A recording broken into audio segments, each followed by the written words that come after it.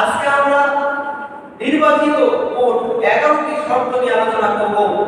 যে 11টি শর্ত যদি আমাদের ভিতরে আমরা আনতে পারি, ইনশাআল্লাহ মহান রব্বুল আলামিনের ওয়াদা এবং নবীজি সাল্লাল্লাহু আলাইহি ওয়াসাল্লাম বাণী মোতাবেক আমরা সেই মাকবুল হতে পারবো, আমরা ক্ষমা প্রাপ্ত হতে পারবো।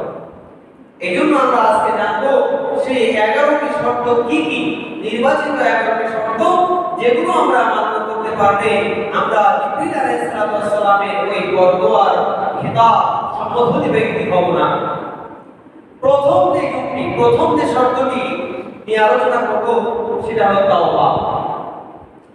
আমাদের গুনাহকে মাফ করার জন্য সর্বপ্রথম আমাদের যে কাজটি করতে হবে সেটা হলো খালেস দিলে তওবা করতে হবে।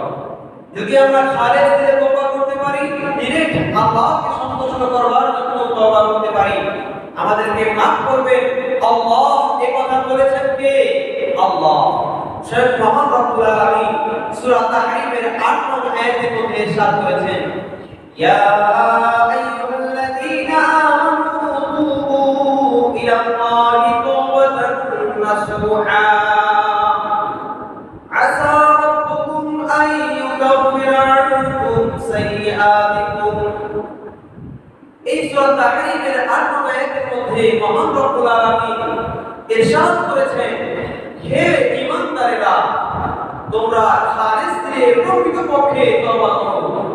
যদি তোমরা নিরেট দিল থেকে তওবা করতে পারো, আল্লাহ বলেন আসা রাব্বুকুম আন ইউকাফিরা আনকুম সাইয়্যাতিকুম, তাহলে হয়তো তোমাদের রব, তোমাদের প্রতিপালক তোমাদের সমস্ত পাপ রাশিকে ক্ষমা করে দিবেন। তাহলে আমরা বুঝতে পারলাম এই হাদিস, এই আয়াত থেকে সূরা তাহরীমের ৮ নং আয়াত দ্বারা প্রমাণিত হলো যে আমরা যদি তওবায়ে নাসুহা ডিরেক্ট খালেস দিলে তওবা করতে পারি, তাহলে আমাদের সমস্ত পাপ রাশিকে হয়তো আল্লাহ মাফ করে দিবেন। এখন আমরা দেখি বিশ্বনবী সাল্লাল্লাহু আলাইহি ওয়াসাল্লাম হাদিসের মধ্যে কি ইরশাদ করেছেন। বিশ্বনবী সাল্লাল্লাহু আলাইহি ওয়াসাল্লামের হাদিস ইবনে মাজাহ শরীফের মধ্যে 4250 নং হাদিস আব্দুল্লাহ ইবনে মাসউদ রাদিয়াল্লাহু আনহু থেকে বর্ণিত, আত-তাইবু মিনাল যামবি কামান লা তাকবালা। বিশ্বনবী সাল্লাল্লাহু আলাইহি ওয়াসাল্লাম বলেন, যে ব্যক্তি গুনাহ থেকে তওবা করে ওই ব্যক্তি এমন যেন তার কোনো গুনাহই নাই। সুবহানাল্লাহ। নবীজি বলেন, যে ব্যক্তি গুনাহ করবার পর থেকে তওবা করে ওই ব্যক্তি হলো সেই ব্যক্তির মতো যার জীবনে কোনো গুনাহই নাই। এইজন্য আমাদেরকে তওবা করতে হবে। আরো দেখি আমরা বিশ্বনবী সাল্লাল্লাহু আলাইহি ওয়াসাল্লামের হাদিস ইবনে মাজাহ শরীফে 4251 নং হাদিসে বিশ্বনবী সাল্লাল্লাহু আলাইহি ওয়াসাল্লাম থেকে হযরতে আনাস রাদিয়াল্লাহু তাআলা বর্ণনা করেছেন, কুল্লু বানি আদম খাত্তাউন ওয়া খায়রুল খাত্তাইনা আত-তাওয়াবুন। বিশ্বনবী সাল্লাল্লাহু আলাইহি ওয়াসাল্লাম বলেন, ও আমার উম্মতেরা, তোমরা নৈরাশ হয়ো না, গুনাহ করবার পর নৈরাশ হয়ো না। আরে তোমরা জেনে রাখো, সকল বনি আদমই হলো গুনাহগার। শুধু তুমি গুনাহগার করে নৈরাশ হয়ে যাচ্ছ বিষয়টা এমন না।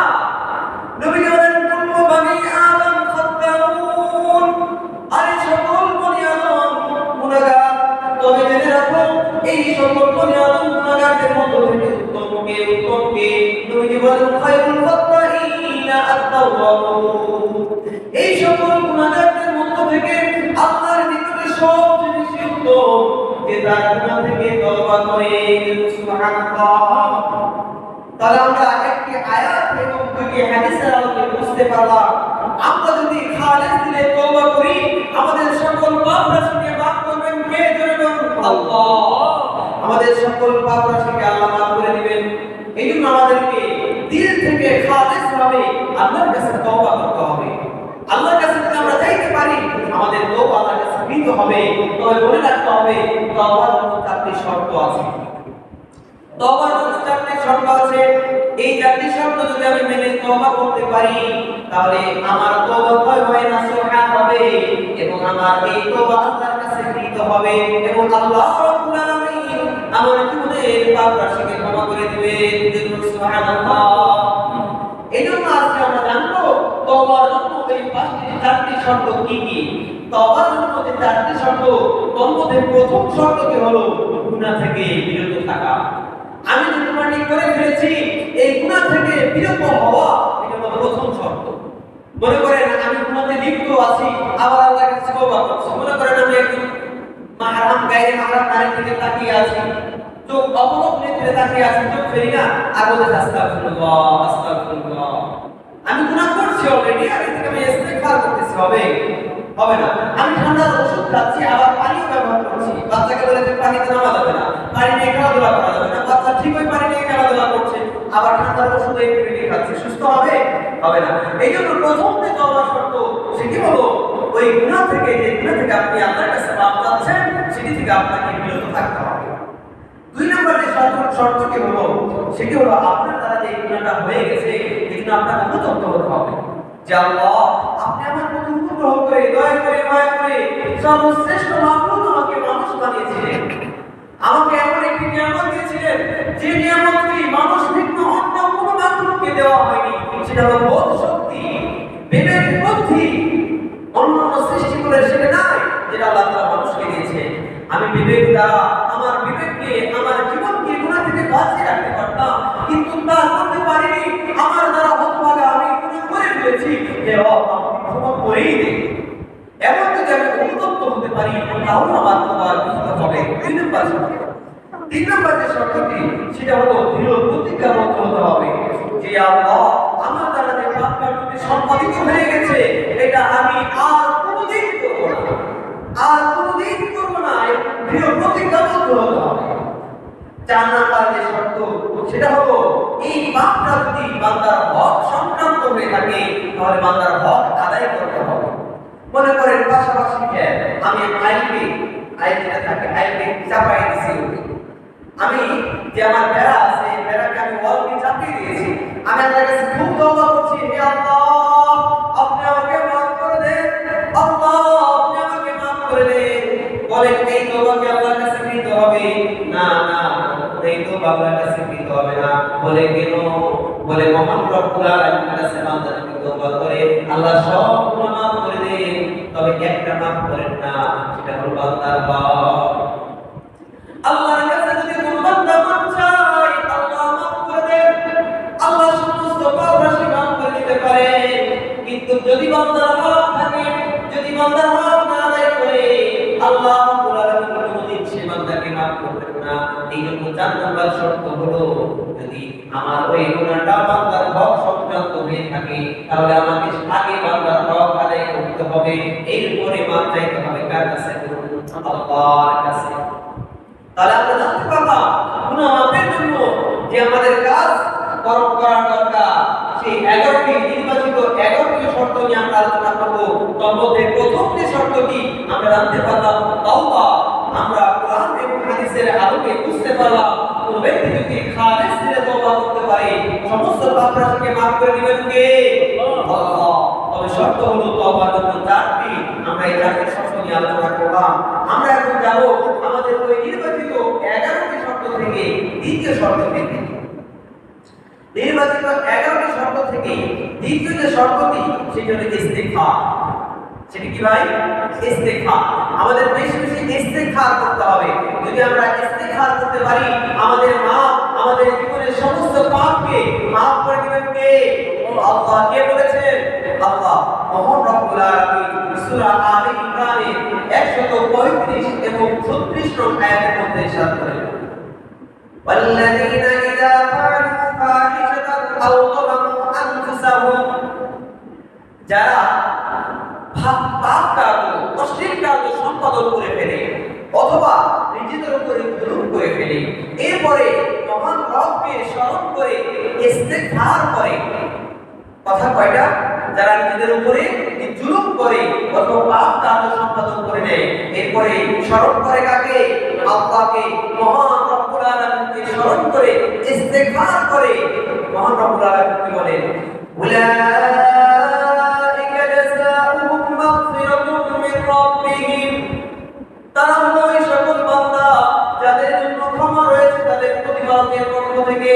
সুবহানাল্লাহ।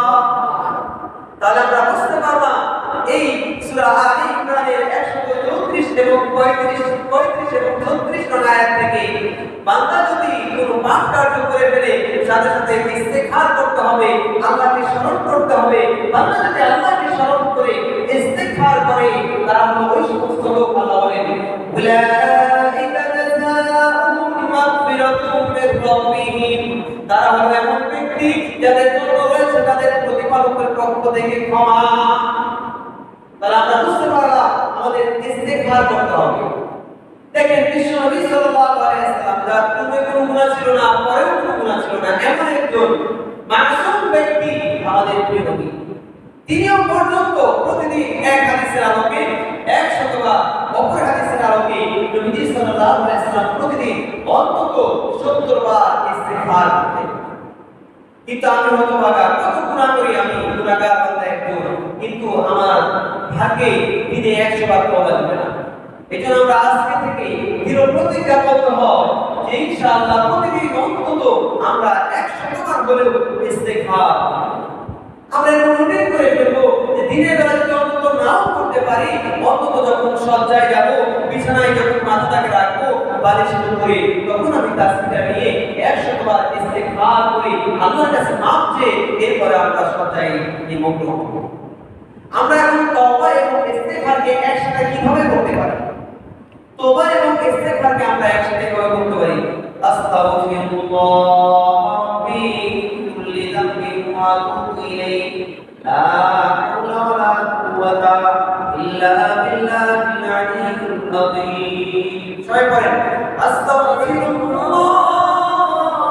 রাব্বি কুল্লি যামবিন ওয়া আতুবু ইলাইহি লা হাওলা ওয়ালা কুওয়াতা ইল্লা বিল্লাহিল আলিয়্যিল আযীম। এটা যদি বড় হয় আর আমি যদি পড়তে না পারি তাহলে অন্তত এইভাবে করবো আস্তাগফিরুল্লাহ ওয়া আতুবু ইলাইহি, আস্তাগফিরুল্লাহ ওয়া আতুবু ইলাইহি, আস্তাগফিরুল্লাহ ওয়া আতুবু ইলাইহি। এতটুকু অন্তত যদি আমরা করতে পারি তারপরও ইনশাআল্লাহ আমরা ক্ষমা পেয়ে যাব। আমরা এখন দ্বিতীয় যে বিষয়টি নিয়ে আলোচনা করব, নির্বাচিত 11টি শর্তের মধ্য থেকে দ্বিতীয় নাম্বার যে শর্তটি মাফ পাওয়ার জন্য, সেটা হলো আল্লাহর কাছে ক্ষমা পাওয়ার আশায় বেশি বেশি দোয়া করতে হবে। আজকে তো আমাদের দেশে এক শ্রেণীর মানুষ আছে দোয়া করে না, দেখবেন নামাজ সালামটা ফেরানো শেষ চলে গেল, সুন্নাত আবার দোয়া করতে না। তাহলে আমরা এখানে বুঝতে পারলাম আমাদেরকে নামাজ পড়ার পরে ক্ষমা পাওয়ার আশায় আমাদের করতে হবে, দোয়া করতে হবে। নামাজের পরে ইবাদত কবুল হয়, দোয়া কবুল হয়, এমনি সময় আমরা করতে পারি, ইফতারের সামনে রেখে করতে পারি, তাহাজ্জুদের সময় করতে পারি, সাহরির আগে করতে পারি। এভাবে যে নির্দিষ্ট কিছু সময় আছে যেগুলোতে মহান রব্বুল আলামিন দোয়া কবুল করেন, ওই সময়গুলোতে আমরা বেশি বেশি আল্লাহর কাছে মাফ পাওয়ার আশায় দোয়া করব। দেখেন দোয়া করলে যে আল্লাহ মাফ করে দিবেন, এটা আমরা বোঝার জন্য আমরা দেখি তিরমিজি শরীফের 3540 নং হাদিস। একজন ব্যক্তি এসে বলতেছে, নবীজি বলেন, হে বনি আদম, তুমি মাফ পাওয়ার আশায় আমার কাছে যতবার দোয়া করো। তিরমিজি শরীফের এই হাদিসে বিশ্বনবী সাল্লাল্লাহু আলাইহি ওয়াসাল্লাম ইরশাদ করেন, এটা একটা হাদিসে বলছি, মানে সরাসরি আল্লাহ তাআলা কথাটাকে নবীজি সাল্লাল্লাহু আলাইহি ওয়াসাল্লাম নকল করেছেন, এটাকে হাদিসে কুদসি বলা হয়। হাদিসে কুদসিতে নবীজি সাল্লাল্লাহু আলাইহি ওয়াসাল্লাম ইরশাদ করেন, যেটা তিরমিজি শরীফের মধ্যে উল্লেখ রয়েছে 3540 নং হাদিস। নবীজি বলেন, হে বনি আদম, তুমি আমার কাছে মাফ পাওয়ার আশায় যতবার তওবা করো, যতবার দোয়া করো, আমি তোমাকে ততবার মাফ করে দিতে কারো পরোয়া করি না। সুবহানাল্লাহ। তাহলে আমরা বুঝতে পারলাম তিরমিজি শরীফে এই হাদিসের আলোকে যে আল্লাহ বলেছেন, আল্লাহ বাণীটাকে নবীজি নকল করেছে যে মাফ পাওয়ার আশায় বান্দা আল্লাহর কাছে যতবার তওবা করে, যতবার মাফ চায়, আল্লাহ বলেন তোমার পাপকে মাফ করতে কারো পরোয়া করি না। সুবহানাল্লাহ। 4 নাম্বার যে শর্তটি, নির্বাচিত শর্তের মধ্য থেকে 4 নাম্বার যে শর্তটি আমাদেরকে মান্য করতে হবে, সেটি হলো নবীজি সাল্লাল্লাহু আলাইহি ওয়াসাল্লামের পরিপূর্ণ আনুগত্য করতে হবে। নবীজি সাল্লাল্লাহু আলাইহি ওয়াসাল্লামের যদি পরিপূর্ণ আনুগত্য না করি আর আল্লাহর কাছে মাফ চাইতে থাকি, পরিপূর্ণ মাফ আমার ভাগ্যে আছে না।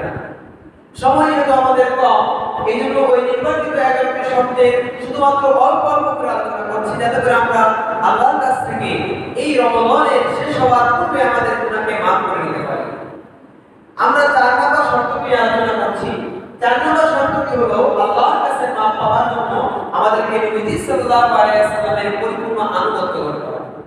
এটা কি আমার কথা, নবীজির কথা? বলে না না, এটা আমার কথাও না, বিশ্ব নবী সাল্লাল্লাহু আলাইহি ওয়াসাল্লামের কথাও না, এটা স্বয়ং বলেছেন কে? আল্লাহ। সূরা আলে ইমরানের 31 নং আয়াতের মধ্যে মহান রব্বুল আলামিন বলেন, قل إن كنتم تحبون الله فاتبعوني يحببكم الله ويغفر لكم ذنوبكم والله غفور رحيم। মহান রব্বুল আলামিন এই আয়াতের মধ্যে বলেন, তোমরা যদি বলো আমি আল্লাহকে মহব্বত করো, তাহলে আমার নবীর আনুগত্য করো। কুল ইন কুনতুম তুহিব্বুনাল্লাহ, যদি তোমরা বলো আমরা আল্লাহকে মহব্বত করি, বললেই হবে না। তোমার এই কথাকে যদি সত্যায়িত করতে চাও, তাহলে তোমরা আমার নবী জনাবে মুহাম্মদুর রাসূলুল্লাহ সাল্লাল্লাহু আলাইহি ওয়াসাল্লামের অনুসরণ করো। আল্লাহ বলেন, ফাত্তাবিউনি, তোমরা আমার নবী মুহাম্মদের অনুসরণ করো। এখানে নি অর্থ আমাকে, তোমার নবীকে বলছেন আবার অনুসরণ করো। যদি আমাকে অনুসরণ করো কি হবে?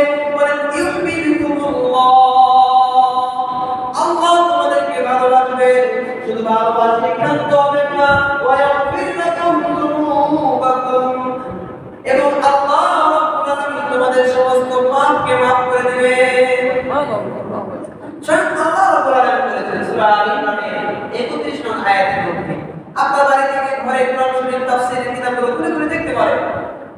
আল্লাহ বলেন, যদি তোমরা আমি আল্লাহকে ভালোবাসতে চাও, তাহলে আমি নবীকে ভালোবাসো, আমি নবীর অনুসরণ করো।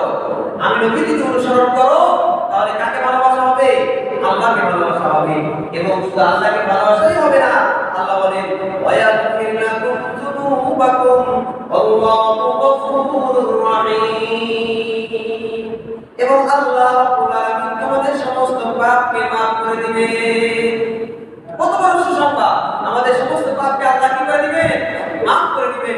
এই জন্য আমাদেরকে সর্ব জায়গায় আমাদের অনুসরণ করতে হবে কার?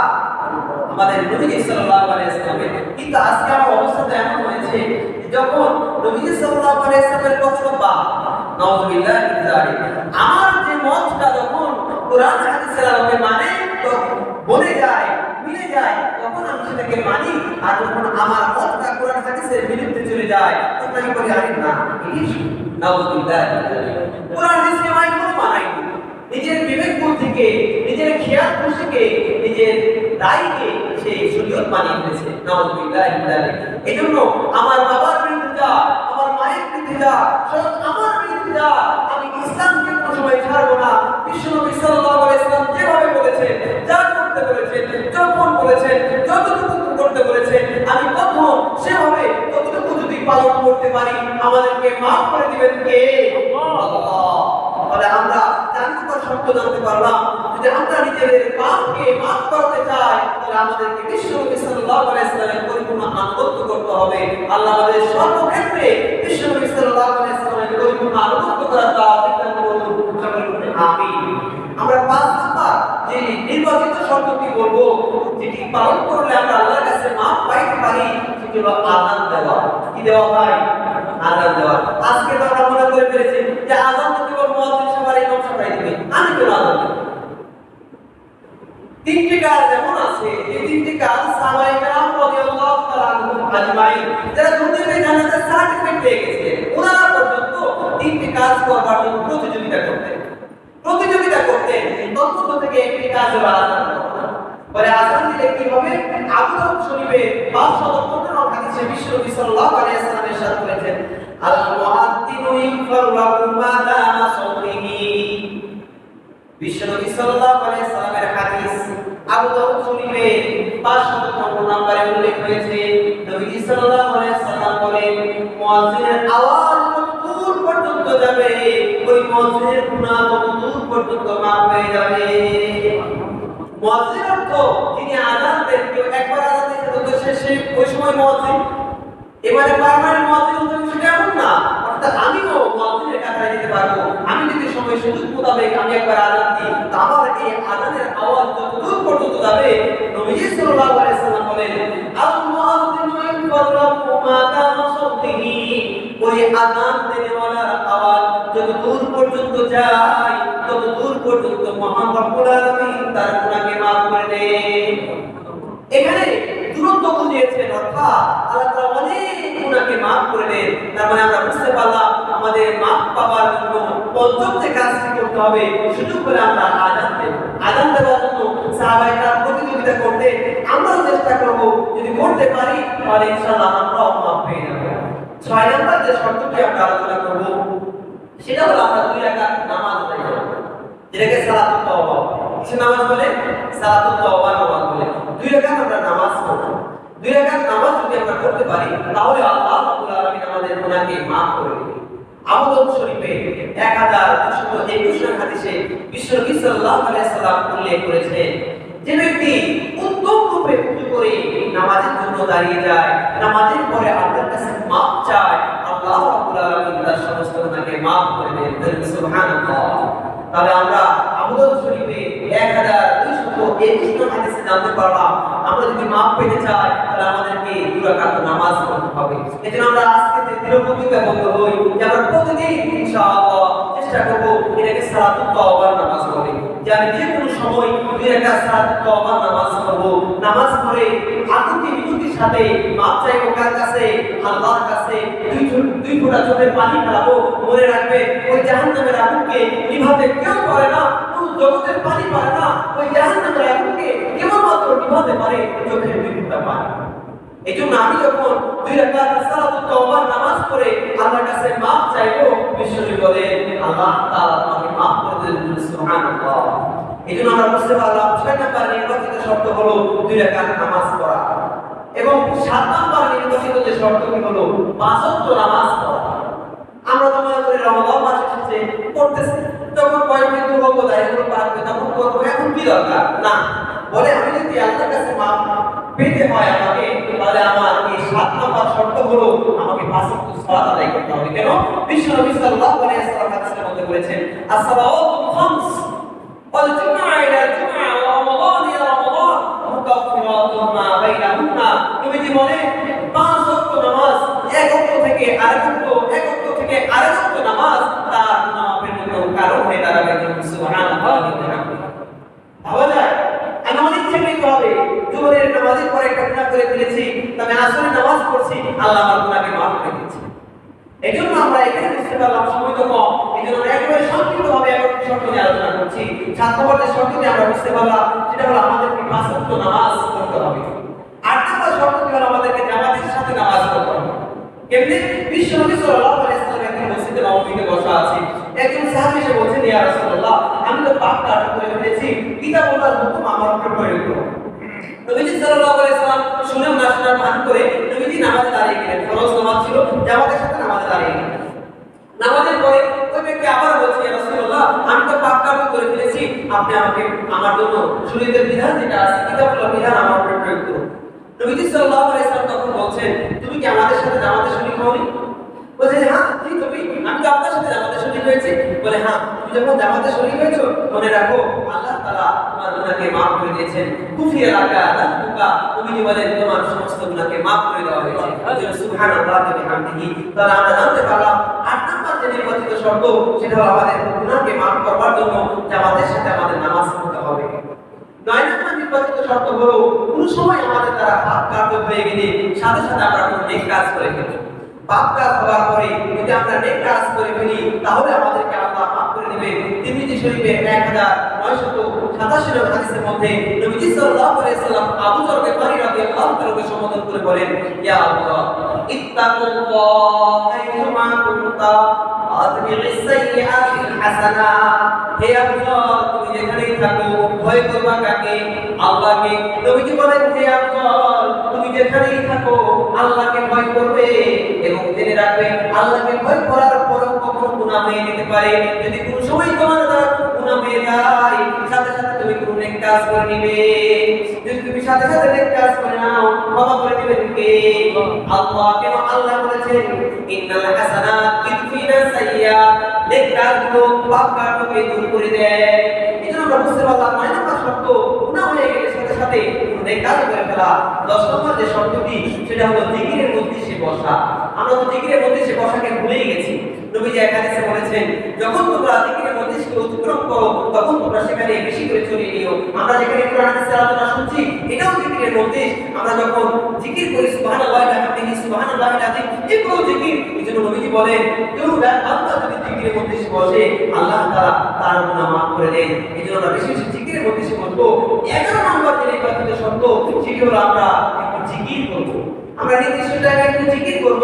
মুসলিম শরীফে 1339 নং হাদিসের মধ্যে নবী সাল্লাল্লাহু আলাইহি ওয়াসাল্লাম বলেন, 5 ওয়াক্ত নামাজের পরে কোন ব্যক্তি যদি 33 বার সুবহানাল্লাহ, 33 বার আলহামদুলিল্লাহ, এবং এই হাদিসের মধ্যে 33 বার আল্লাহু আকবারের কথা আছে, অন্য হাদিসে 34 বার আল্লাহু আকবারের কথা আছে। যদি এই হাদিসের আলোকে 33 বার আল্লাহু আকবার করি তাহলে একবার হবে 100 বার পূর্ণ করার জন্য লা হাওলা ওয়ালা কুওয়াতা ইল্লা বিল্লাহিল আলিয়্যিল আযীম। এটা করে 100 বার আমরা করব। যদি এটা আমরা করতে পারি, নবী সাল্লাল্লাহু আলাইহি ওয়াসাল্লাম ইরশাদ করেন, গুফিরাত খাতায়াহু, আল্লাহ তাআলা তার সমস্ত গুনাহকে maaf করে দিবেন। ওয়া ইন কানাত মিথলা যামবি বাহা, নবীজি বলেন ওই ব্যক্তির গুনাহ যদি সমুদ্রের ফেনা পরিমাণ হয় তারপর আল্লাহ maaf করে দিবেন। এজন্য আমরা এতটুকু আমল করি যে আমরা 5 ওয়াক্ত নামাজের পরে 33 বার সুবহানাল্লাহ, 33 বার আলহামদুলিল্লাহ, 34 বার আল্লাহু আকবার করব, অথবা 33 বার আল্লাহু আকবার করব এবং একবার লা হাওলা ওয়ালা কুওয়াতা ইল্লা বিল্লাহিল আলিয়্যিল আযীম করব। আরেক হাদিসের মধ্যে আছে, কোন ব্যক্তি যদি প্রতিদিন 100 বার সুবহানাল্লাহি ওয়া বিহামদিহি এতটুকু করে খাত্তাত খাতায়াহু, নবীজি বলেন তার সমস্ত গুনাহকে maaf করে দেওয়া হবে। নবীজি আরো বলেন, ওয়া ইন কানাত মিসলা যাবাতিল বাহর, তার গুনাহ যদি সমুদ্রের ফেনা পরিমাণ হয় আল্লাহ তারও গুনাহ maaf করে দিবেন। এজন্য আমরা এই আমলটুকু করতে পারি। একেবারে ছোট্ট দোয়া, সুবহানাল্লাহি ওয়া বিহামদিহি সুবহানাল্লাহি ওয়া বিহামদিহি। মহান রব্বুল আলামিন আমাদেরকে যে নির্বাচিত 11টি শর্ত নিয়ে আলোচনা করলাম, maaf পাওয়ার জন্য যে 11টি শর্ত মান্য করলে আমরা ইনশাআল্লাহ আল্লাহর কাছে maaf পেতে পারি, আল্লাহ তাআলা আমাদেরকে নিরেটভাবে সেই 11টি শর্ত মেনে আমাদেরকে মাগফুর হওয়া, আল্লাহর কাছে ক্ষমা প্রাপ্ত হওয়ার সুযোগ করে দেন। সকল আমিন সুম্মা আমিন। ওয়া বিদাওয়ানা আলহামদুলিল্লাহি রাব্বিল